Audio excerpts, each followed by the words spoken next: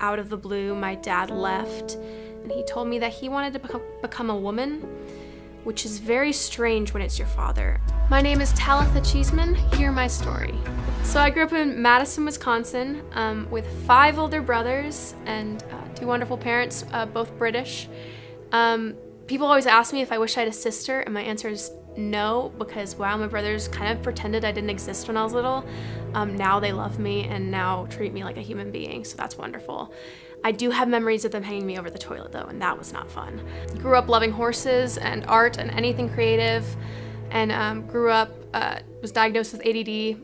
At first I thought it was a flaw, but now happy to have it. Makes me unique. So growing up, I was definitely a daddy's girl, being the only girl out of all boys. My dad was a very intelligent person, had ADD like me, and very creative, and he was very good at his job, very gentle and quiet though. That's kind of where we differed.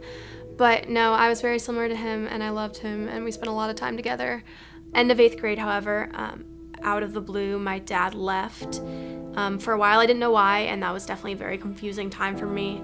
And then I sat down with him and some other people, and he told me that he wanted to become a woman, which is very strange when it's your father. I feel like I was kind of in a dream, like that's so bizarre and so out there that like I didn't expect it at all. And he kind of was like, yeah, you'll never see me as a woman, but like I'll always be your dad, and like that was a lie, and it definitely led into this feeling of just abandonment and just him not fighting for me. He didn't fight after that for a relationship with me. He didn't fight for me to still be in his life or to still be my father. So it was definitely just a point of like just kind of feeling worthless at first. And so suddenly my family was falling apart. People were fighting, my brothers were taking sides, and I just didn't really know what to do with it.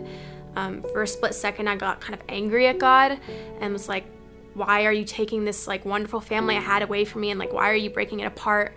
And that only lasted a few days, but after those few days when I ran back to Jesus, I couldn't find that faith that I had before. I think my first real low point was about maybe a year afterwards. I finally agreed to meet with him. He drove up from where he was living in Florida, and I had 3 of my brothers with me. And we were meeting at like Smoke Jack or something, and I walked in and I saw him with this long hair and like eyelash extensions, and just kind of hit me that it was real, that he wasn't just like, because I did grow up with him going on a lot of business trips, he wasn't just on a business trip, but like this was his life now, and this was what he chose. Honestly, if I had somewhere else to go, I'm sure I would have gone there, but only place I knew to go was to Jesus. So I kept pushing and pushing for that relationship back because I knew I wanted it and I knew I needed it. And I was so tired of people telling me that like God has a plan, and because that's all anyone would ever say to me when I talked about my dad is like, God has a plan.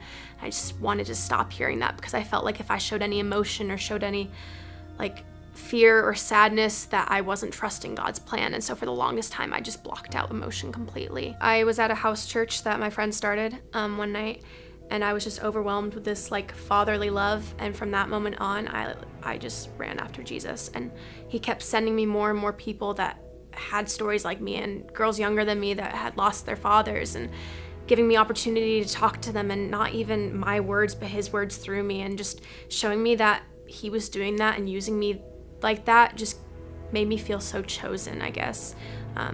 That's one of my favorite words, and one of the words I feel like God spoke most to me is the word chosen, of like, this story is weird, and I know a lot of other people have struggled with hard stuff, but he's used it because he's chosen me for it. Just because my family was falling apart and there was a lot going on didn't mean that God didn't have a plan, and didn't mean that it wasn't going to hurt as it happened, but trusting in God and trusting that whatever he has is bigger than you can possibly imagine is ultimately the best thing you can ever do for yourself and for your heart, because he's going to restore you in ways that you cannot imagine.